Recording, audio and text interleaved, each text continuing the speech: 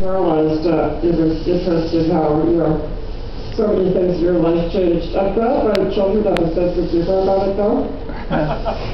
Because my daughter, one time, she was sitting there, she was helping me eat supper. My husband had made some steak and potatoes and baby carrots and stuff like that. And so I'm sitting there, and she's got the fork in front of me, and every time I go to take a bite of this baby carrot, she lifts it up and I can't get it. The first couple of times I said, oh yeah, that's really fucking funny. And then I finally looked at her and I said, what the hell are you doing? And she said, well, I'd like to hold it up to the end of your nose because it makes you look like a snowman. That's perfect, that's funny. The family likes to dress me up too. They'll do up the top button on my jacket, so they'll put a hat on me backwards and things like that. So even the dog hasn't really realized that I'm paralyzed. She'll come up to me with a ball and she'll drop it in my lap.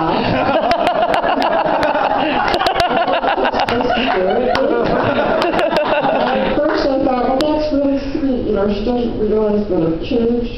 And then I started thinking, maybe that bitch is mocking me. I can never sure about these things.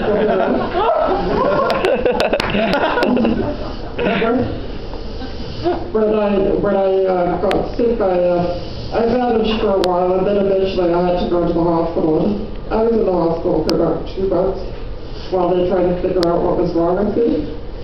And these people aren't really the brilliant people you've been led to believe they are. They're not really brain surgeons unless they are. I had a group of, I was like the star in an episode of House, Like they would all gather around me and try to figure it out. They were running all these tests. I had a muscle biopsy. They took a piece of muscle out of my arm. I had blood tests.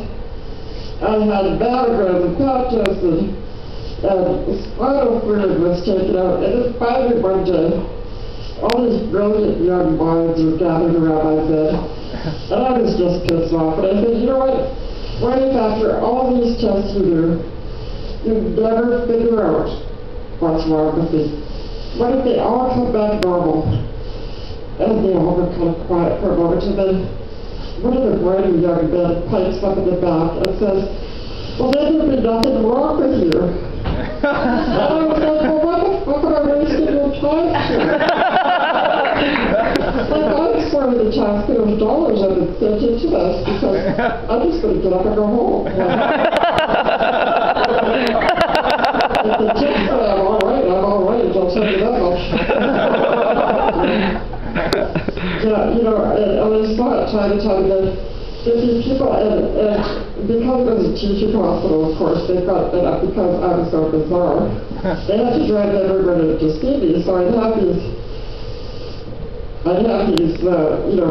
doctors bring in their team of interns and, to practice on me, right? Like they had more neurological testing. I could remind them.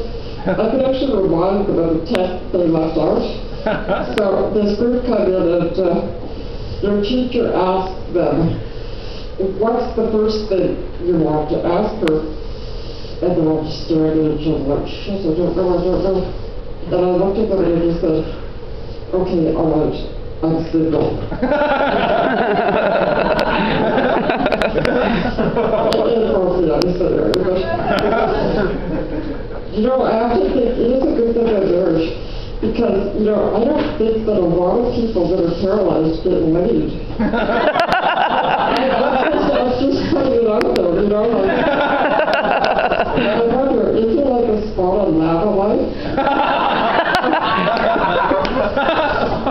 Do you go to plenty of fish and say, I'm looking for a woman that doesn't move around a lot? It's just something I thought about. And kids ask me the cutest questions, like, I love your innocence. I love the fact that they'll just look at you and go, what's wrong with you? Because you're not supposed to do that. Like, people get very embarrassed about it. But I've had little kids just come up to me and ask me, like, let's look at that lady, you know, why can't you walk? And there was a little girl the other day who was asking some really smart questions. Like she said, does it hurt you? And I said, well, no. And she said, well, do you sleep in your wheelchair? And I said, well, no, I sleep in a regular bed. And then I'm thinking she's thinking, and I'm like, she says, well, how do you get dressed? And I said, well, I have to have someone help me, you know, to get dressed and to get to the washroom and stuff like that. And I was thinking, you know, what would an adult ask if they really, you know, if they were really thinking about it, if they felt they could approach you and ask about it. And I know, like myself, I would just totally ask something about sex. I would totally, I know that, you know, come on, keep it lady, you know, you know, because you don't want to ask stuff like that. People are generally pretty polite. And, you know, I used to do it, I know, like, I used to give people in the wheelchairs that encouraging little smile.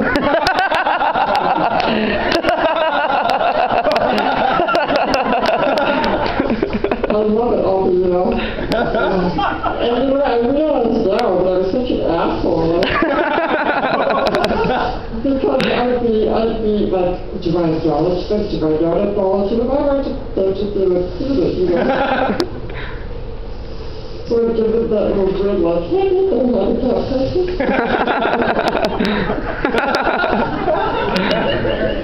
And now I see people do that to me and I think, you're stupid. I was in the Mall of America with my family a while back, and you know, I find myself as being a pretty intelligent person. Like, you know, I've got the 4.0 at university, the whole thing. But of course, I look like a friggin' retarded. I'm sitting in a wheelchair, I've got this friggin' hose on my nose. And I'm in the mall, and I come out of an elevator, and there's this old woman standing there. She leans right over the wheelchair, and she says to me, oh, hello, dear. She says, are you having fun in the big shop? And I talks to people. And so I didn't know what to say. She really shocked me, because from the years she thought I was retarded, right? So I just said, yes, you know, yeah, I'm having fun in the big shop. And then I turned to my husband and I was like, that's awkward. But he was shopping for jeans. And I went up to him and I said, well, you better find some jeans that have an ass in them, because that's the joke if he has our ass. And so he just turns to me and says, oh, fuck off. And I thought, well, I'm going to get you.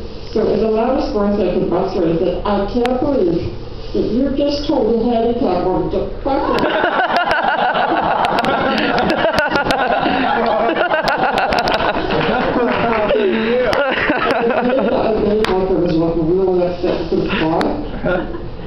So once that guy got, holy shit, he'll never do that to me again. Anyway, I have no idea how long I've talked to you, but I appreciate you laughing at me. You know, these people laughing at me and not with me. So, anyway, thanks a lot.